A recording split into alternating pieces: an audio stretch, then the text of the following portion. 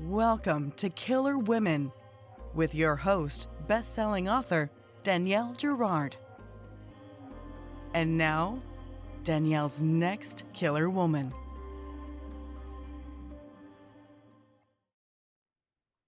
Hello, and welcome to Killer Women podcast, a proud member of the Authors on the Air global network with more than 4 million listeners. I am your host, suspense author Danielle Girard, and my guest today is Laura Dave. Laura is the #1 New York Times bestselling author of The Last Thing He Told Me, 800 Grapes, and other novels. Her work has been published in 38 countries, and The Last Thing He Told Me is a #1 series on Apple TV, which of course everyone has seen, I'm sure, with Jennifer Garner. And Laura lives in Santa Monica. Thank you for joining us, Laura. Thank you for having me. It's so nice to be here. So you had the most superstar experience with your last book. It wasn't your first book, which is such an interesting thing, right? Because we think about sometimes debut novels have these ridiculous lives, Yeah. but we're going to focus on this new book, which is fabulous, Oh, and thank a beautiful cover, and I love how they've sort of given it the same feel as you. Yeah. The Last Thing He Told Me. It's called The Night We Lost Him. But first, I have to ask, I just want to hear, in your words, what it was like, how this experience has been for you since the launch of The Last Thing He Told Me. It's so interesting. And you just raised such a great point, which is I think sometimes, or I can imagine that if a book receives that, has that reception with if it's someone's first novel, it might be disorienting or I can't imagine that. I sort of, Right. by the time The Last Thing He Told Me hit, that was my sixth book. And Yeah. so I was very used to books coming out. Some of them made noise, some of them didn't. And I really had sort of a firm grasp on my writing process and on publishing in general, and on understanding, our main responsibility as writers, which I know you understand too, besides having beautiful bookshelves like you have, is to get up every day and do the work. Yeah. So when The Last Thing He Told Me happened, it was really sort of exciting, and there were a lot of pinch me moments. And also, it didn't sort of affect my day to day. I still got up the same time, went to work in the same way. Yep. I've been asked a bunch, was it hard to write the book after that book? And it wasn't. And I think it's because it was book 6. I imagine Yeah. if it was book 1, that might have been a different rodeo. Yeah, like the sophomore slump, but Yes. you've done this enough times. But I can imagine there is, it's I think keeping your brain in that way, keeping Yep. your schedule, keeping your like this is how I wrote that book, this is how I'm gonna write the next book and the Yeah. next book and the next book. Really, I mean, that had to have worked in your favor because as you said, there must have been moments where you're like, is this really my life? Well, it was sort of this bizarre thing, and it happened in the middle of COVID. Ah, So I wasn't sort of out in the world on any sort of book tour. I was at home when the book came out, and my husband and I were writing the series together. When the book came into the world, we were already sort of deep into The Last Thing He Told Me, Second Life, and no childcare and all the rest of it, and so right. there was some mini very quiet celebrations at home, and then also absolute and utter chaos. So Yes. yeah, so I'm excited because now that this is out in the world, it's the first time I'm in the middle of a book tour now and doing all those things, and so it's a different experience. Yeah, and that was a really hard time for writers, I think.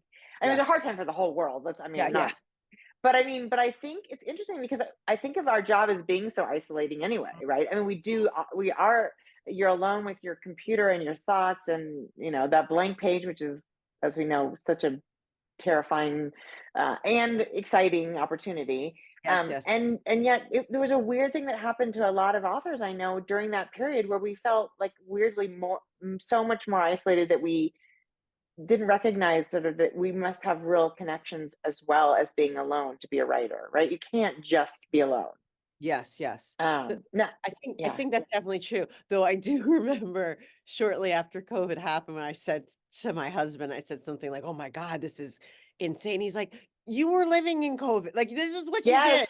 like never left the house anyway. You know, I'm such a homebody, but I absolutely agree with you. It feels different. It feels different to not, you know, be able to walk into your local bookstore, walk into your local library, all the communities that we as writers create with other book lovers. It's not, it wasn't the same thing. So, you And know, just not to, I'm exactly the same. I'm such a homebody. I have a little coaster that says, I still want to be invited, but I'm not coming. yes, And I yes, think that's totally my MO. But when you don't have the choice, it's yes, like, it's different. this is totally Yeah. different. So, okay, well, let's talk about your new book, which is fabulous. The Night We Lost Him. Now, tell us a little bit about this book. Okay, so The Night We Lost Him begins with a family patriarch who is a hotel magnate at his sort of escapist, um, I'd say, beach house, though it's really also his main residence in Carpinteria, California, which is near Santa Barbara, California. It's a place people might know. More of a landmark. And the book opens with him at this home, standing on the edge of his cliff, the way he did most nights, and he's pushed to his death. And we open our novel about a month later, when his two of his children from different marriages who are estranged from each other, they sort of join forces when one of them is trying to figure out what really happened to their father. I apologize. I don't know if you can hear that ringing. I hope it stops in a minute. No, I don't hear Okay, good. it. Trying to figure out what actually happened to their father. And in the process of this, they uncover a 50-year-old family secret that sort of teaches them not just who killed their father, but who their father actually was. Right. I mean, there's something, and so lovely, of course, that the initial conflict. So there's a boy, Sam, and he has a Yes. twin brother, Tommy, and they're also, estranged, Yes. right? And then basically, we have. Oh my God, I just am Nora? forget Nora. I was like, what? No, what? Oh my God, my little We're very in yes. sync. My brain. And then you have Nora, and these are they're successful professionals. Sam Yes. works for the business. Nora has been very adamant that she's very independent, but she's an architecture. That's another thing you do so well. And here I'm going to ramble for a minute again. Is that the details, the way that Nora looks at the world, because Mm, we're in her point of view. We're like most of the book, or right. at least more than half, right? And she looks at the world like an architect, and the way you see her, because I think that's hard to do, right? I'm assuming you're not an architect. No. um but the fact that to make a character feel so genuine, you really do look at they people look at the world very differently, and it's constructed by your perspective and your career and your loves and your passions. And you do this in the last thing he told me as well, which I think is, but there's those moments when she describes architecture, or she describes a space, or there's a beautiful line about how when the light first hits the wall. Do you know what I'm Mhm. talking about? Yeah, yeah, yeah, This is yeah. what I always tab my favorite lines and things, and I'm wondering if I could even find it. But it's just like it's such a. So anyway, that's my babble on that. I think you did such a beautiful job with Nora. She feels so genuine, and I think what we feel from both these children, and Tommy when we meet him as well, is that what it is to be part of a family that is, is sort of divided Yep. by half siblings, and the struggles, and sort of like where do we find, where do we meet in the middle, because Yes. we're not true siblings, although even true, even full Yes. siblings obviously have that. So tell us how the story came. Like, how do you, what was the seed for the story? Well, first of all, I very much appreciate everything you just said, because for me, I start in a very deep way. Oh, well, I should say that as sort of from 20,000 feet, I always start a novel in the same way, which is there's an emotional question I want to sort of dig into.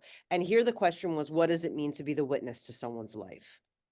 And knowing that that was my question, it always starts for me with the main character. And I love I love creating a woman at the center of my books, particularly with The Night We Lost Him, who we get to watch become the hero of her own life. And in order to do that, I try to create a specificity to how exactly what you said, how that person sees the world. Because to me, if they see it in a specific way, then they're going to be the ones that are able to solve the mystery because it's going to be that skill set. So when I started researching architecture, I came across neuroarchitecture, which instead of, the idea behind architecture, if you know not a lot about it, which I didn't know a lot about it before I started the research here, you think of the sort of the grandest sculptural buildings, but neuroarchitecture is all about building and design with the idea of impacting in a positive way people's emotional and physical well-being. That you can create a room that holds you in a certain way. You can create a place um, where you heal yourself quite, and Yeah. it's this whole school of architecture which I found absolutely fascinating. And I ended up talking with some people who focus on neuroarchitecture, some really talented, wonderful architects who I acknowledged at the end of the book for all the ways they were patient and answered a million questions. And but what I really learned at the base of it, and which helped me understand Nora and therefore the story, was the patience that's involved, the precision, the empathy, all these characteristics that are exactly why when everyone was telling her, no, no, no, no, your father just fell, she was like, no, he didn't just fall. And also, I need to understand what was happening with him that I missed in order to Yeah. understand who hurt him. And Yeah. so she's able to look at it that way. So that is what I knew going in, but I Hmm. did not know anything else. I don't outline. I don't know if you outline. I wish I did. I don't. Yes. It would be So so lovely. it would be so lovely. So for you too, I imagine then that writing is rewriting. So when I Mhm. sit down, I start with that initial question. All I knew going in was that her brother, her estranged brother, showed up at her house and at a job site at his house actually, and that this initial conversation led them to investigate the death together. Yeah. And that over the course of this investigation, I was hoping to answer the question what it means to be the witness to someone's life. So that's where this all grew from for me.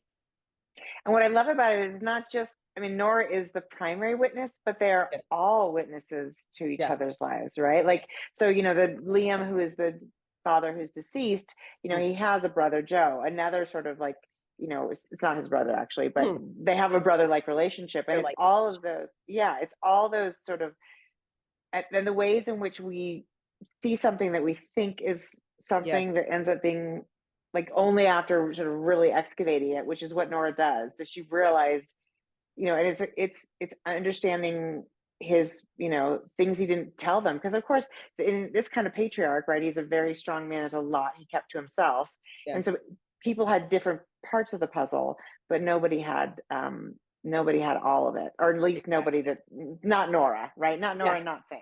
yes, And I think that is so powerful because that's our relationships with everybody. We are all witnessing each other's lives. And I love also that you put a woman at the center because I mean Nora has there's so many, she's right at that part of life where she's like maybe going to get married and maybe going to have a baby and there's all these, and you feel like I'm like now on the other side of that, like grown children. It's like, God, do you remember the pressure of that? Like, are we going to do this thing? And I mean, it's yeah, just really, it's a very intense portion of life. And she's just lost both of her parents yes, really in quick succession. yes, So it's kind of a beautiful point to put her, right? It's a impossible moment yes. in some I ways. think absolutely. And I think there's like a lot of ways to sort of approach mystery writing or suspense writing.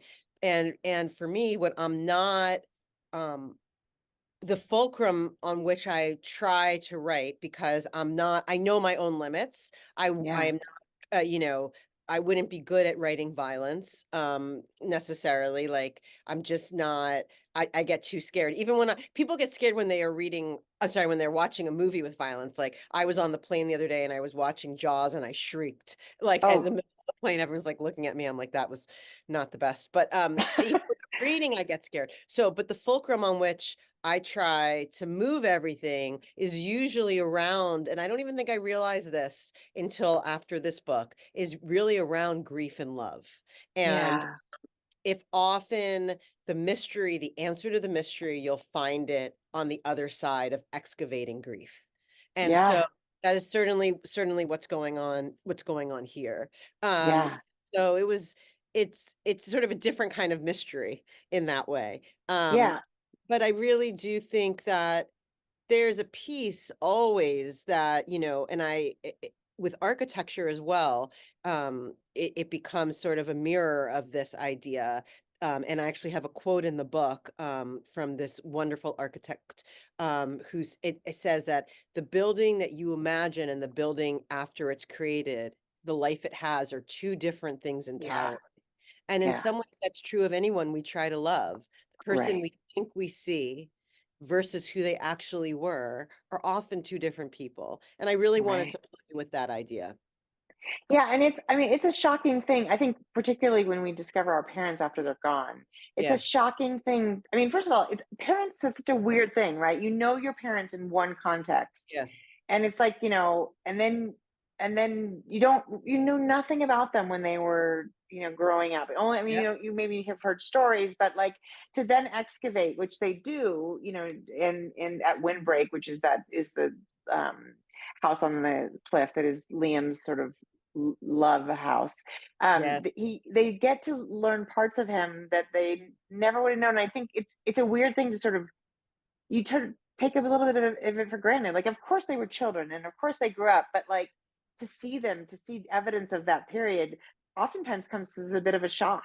As it Yes. does for Nora. It's just like she's Yes. like, wow, this is something I didn't ever really consider about her dad, right? That at some point he was youthful and, you know, I totally agree with that. And I actually think about it in this way, which is, how when you're young and you sort of are in a house or in a room or wherever, and you think it seems so big, everything yeah, seems so big. And then often if you go back to that same place as an adult, you have a totally different perspective on it. You're like, this wasn't so big. And mm-mm, this gymnasium that I thought my elementary school gymnasium, which I thought was so big, is actually kind of small. And how is that possible?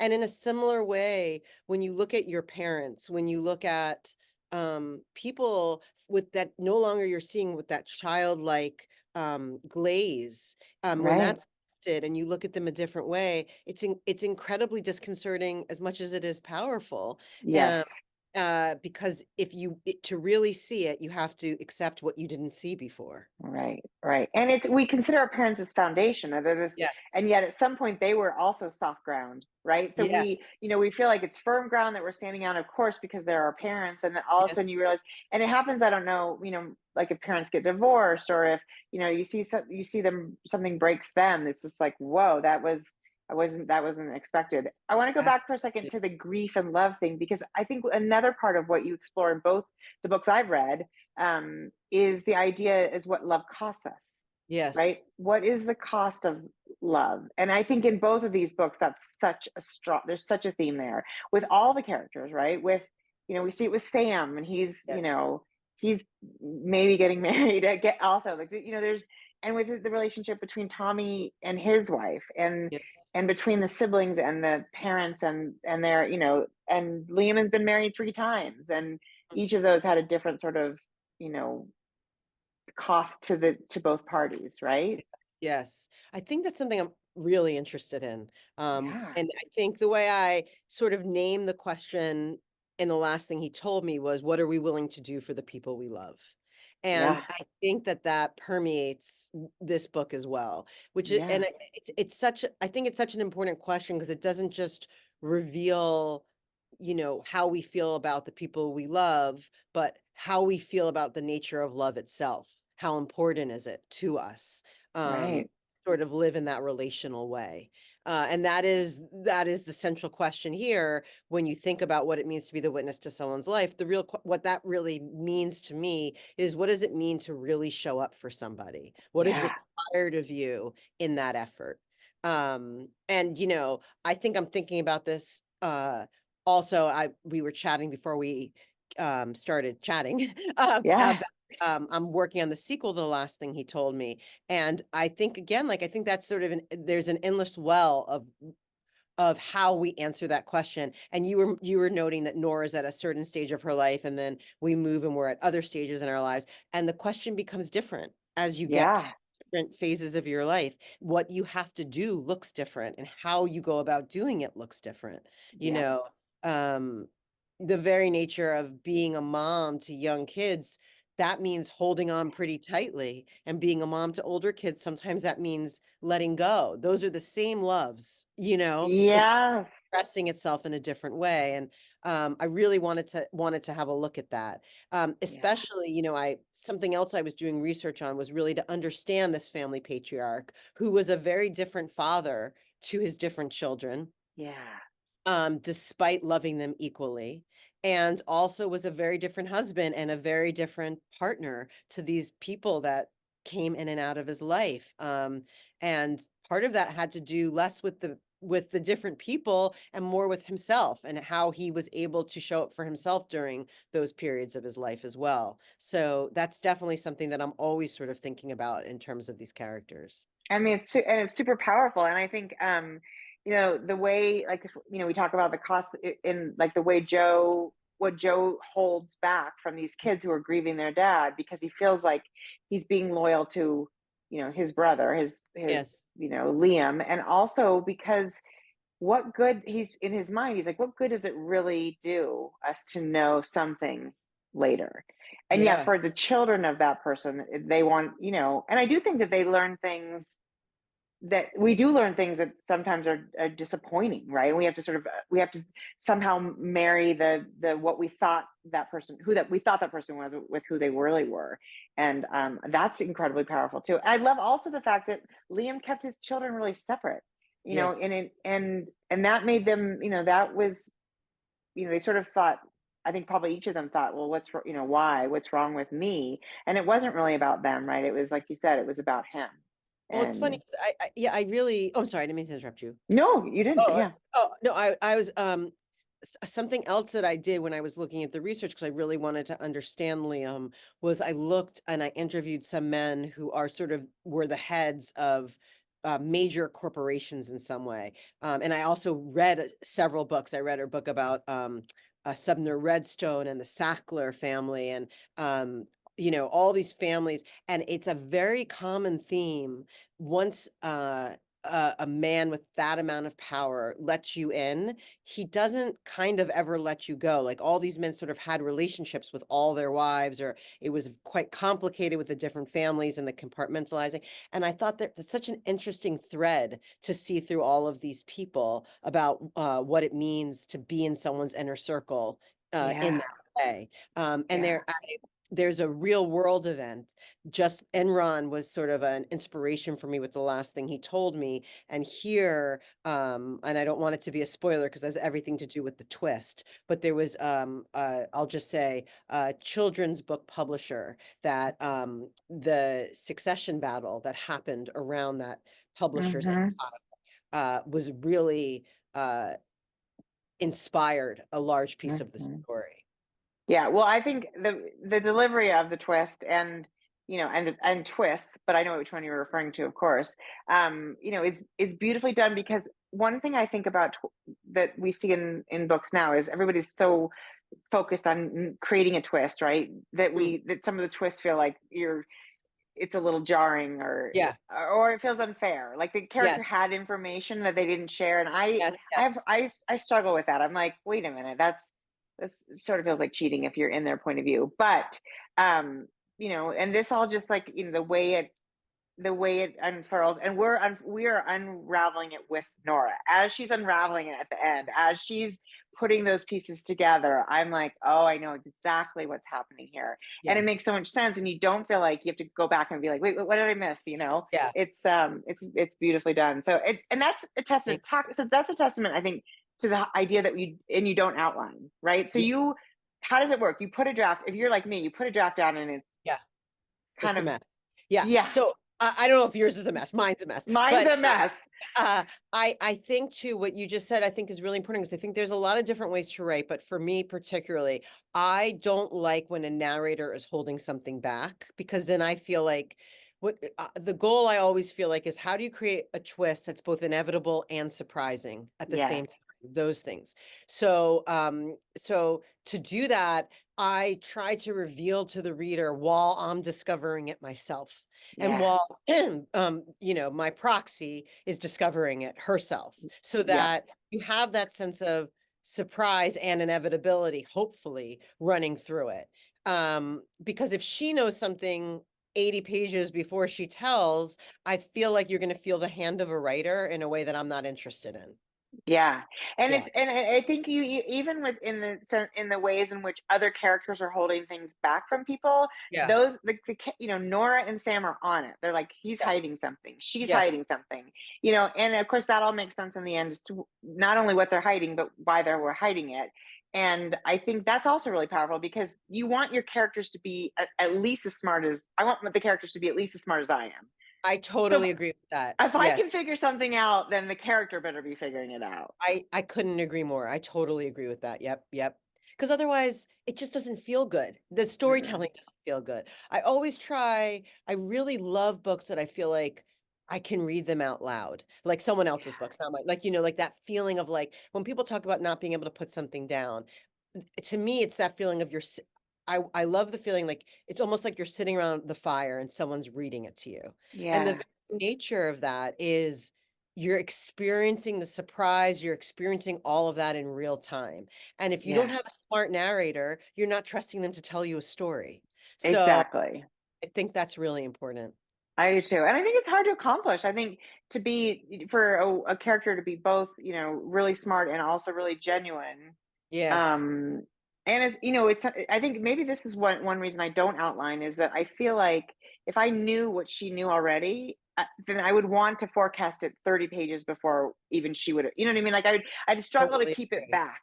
Yep. Um, versus if I'm getting there, like at the same time the character's getting there, it has a freshness that I don't.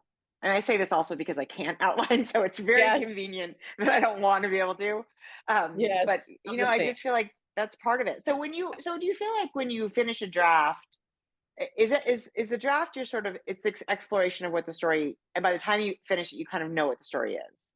Yes, I feel like the first, Stephen King has this wonderful book I always recommend it to people who want to write, called On Writing. Yeah, I love that book. And he talks about the first draft is for you, the next drafts are for other people. And I always Yeah, think about that. Sometimes the first draft is really a skeletal version of you telling yourself a story. Sometimes, the first draft of the last thing he told me, of those 90,000 words, I probably threw out 70,000. yeah. And Isn't that interesting? Yeah, I think sometimes, what makes you a writer is as much what you throw away as what you're willing to keep, and what you're willing to throw away as what you keep. I should say that the other way. hmm, Um, yeah, and and that's all part of it. It's all prologue to getting to the story that you're supposed to tell. So with that first draft, I always recommend to young writers starting out, don't be precious with it. You'll figure out the story, you'll fix it later. It's just about getting from A to Z in that yeah. first draft so that you know where you need to go. Yeah. And do you find like so I know I've talked to some authors like Gillian McAllister is one of them, Yes. who literally writes a whole book and then she files it away and starts with a blank page now that she knows what the story is. Now, I've never been able to do that. That sounds Wow. horrible, right? That's Just cool. like, yeah. I mean, just like, right, because now she feels like she'll tell it better the second time, which Yeah. of course she works insane hours to accomplish that, right? I mean, Yes. it's sort of nutty, but it is interesting, right? Like I feel like because sometimes it's harder to pull the pieces that belong away from all the other stuff, Yes. than it is maybe. I mean, I've never done this, and believe me, Laura, I'm not thinking about doing it. But that you can imagine it would be maybe easier to just be like, okay, as you're rewriting, being like, now I remember that part still resonates with me, so then it belongs in. So how do you cull, through So the mess? I do sort of the opposite of what she does, which is that every time I start a new draft, I take the draft before and I literally open a new draft document that says draft two, and then Uh-huh. start working off of that becomes a new blueprint. if draft one, there's no blueprint and it's an empty page with just my initial question, with just that first scene, then I have the new draft. But I have no problem throwing away whole, let alone chapters, whole characters sometimes Yeah. don't survive. Yeah. And Yeah. then, I think, yeah. yes, so that's my answer. How about you? No, I think it's really, I actually like that idea though.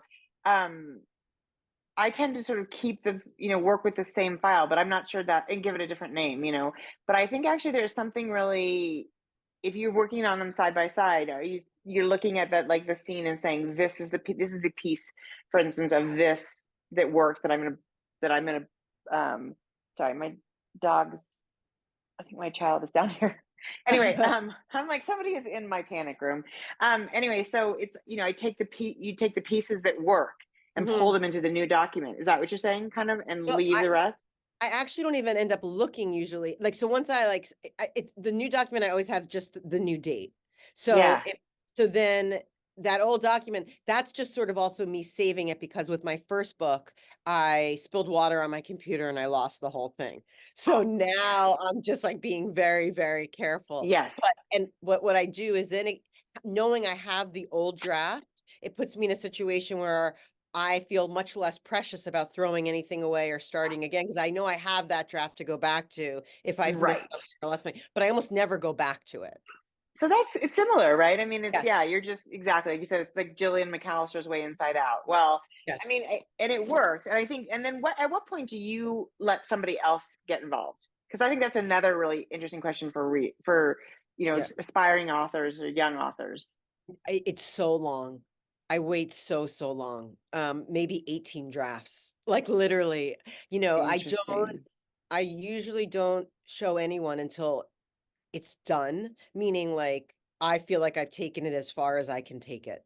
And then I will share it with my husband and my agent and my editor and get a round of notes from them. Actually, sometimes before I even show my editor, I have some like really close friends who are great readers, who I'll give it to them first. Yeah. Um, so that it's a long time, because Yeah. what I worry about is I if I give it too early to people, it lessens my desire to find the exact ending that I need to find. Mm.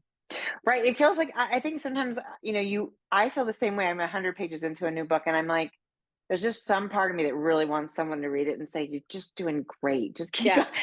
But it's like you have to kind of find that for yourself, because whatever suggestions they make, right, it Yeah. might take you in the wrong direction. Okay, so Exactly. tell us a little bit. You're working right now on the sequel. I mean, do people know this is coming? They must be so excited.